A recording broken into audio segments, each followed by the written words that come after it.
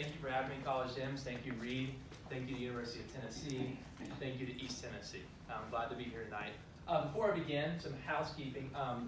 You all got the palm cards, but we have a few executive committee members here tonight. Do you mind raising your hand if you're here tonight? So if you keep your hand raised, you're going to get a very detailed game plan. This game plan was put together.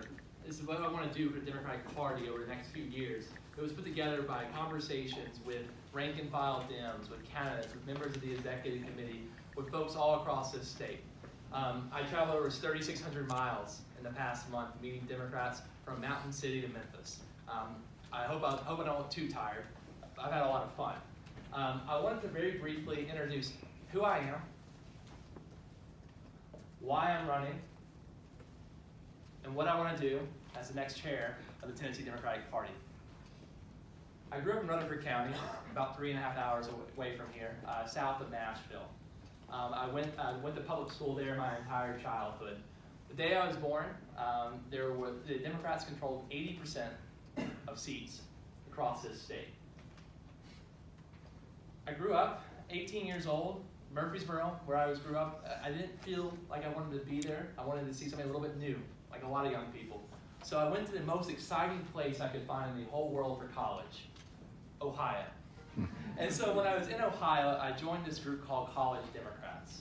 I was inspired by a skinny guy with a funny name. Packed my bags, and I went to Iowa in a blizzard and started knocking on doors. I worked for that man's campaign. I worked for his organization, and then he became president of the United States.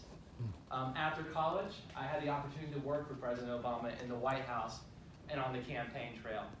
Later, I worked in faith advocacy, working with progressive faith leaders across this country to make our nation just a little more just and a little less cold. We worked in immigration reform, economic justice, support for minorities, support for voters' rights and civil rights, and justice across the states and country. November 6th, November 8th, 2016, Donald Trump's elected president of the United States. Do you remember where you were at that night? Some people remember where they were at. I remember where I was at. The Obama kids had 3 things we could do. Some went to LA and started a podcast that I think a few of y'all listened to. Some went to New York and big cities and made a little bit more money. I came home. I came home from where I was born, the politics I knew. Also, something I should say, I'm a politician. I don't think that's a bad word. Aristotle said politics is for the care of the people and care of the city. I believe in politics. I ran for the United States Congress. I'm from a suburb, but there's 16 counties in my congressional district.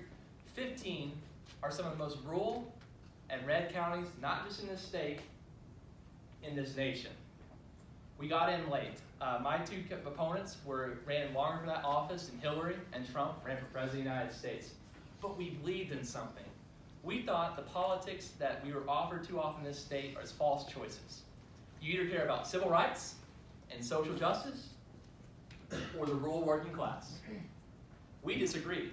We think we can choose both. 6 women, 2 men. We set out on a journey and we barnstormed the state. 16 counties, over 4.5 hours from east to west. We knocked over 12,000 doors, and we got 12,000 votes on election day. Good for 37% in a 3-way race. We know 2 things about our voters. 1 in 4 had never voted in the state of Tennessee. Under 40, we went over 55%. Why does this matter? Carl Dean says we need 500,000 new voters to start winning elections in Tennessee. I think perhaps you're here tonight because you're upset. You're tired of losing. If Jeremy Pruitt went 1-11, 4 straight years at Tennessee, he wouldn't get a 5th year. It's time for change. How do we get those 500,000 new voters? I'm making an argument tonight, and it's in your pamphlet. 350,000 voters that we need are Democrats who are not registered, not engaged, and do not vote. And most of them are under 40.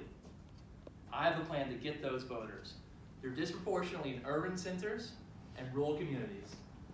And I'm going to operate with missionary zeal in all 95 counties so that we can start winning elections again. Thank you for having me.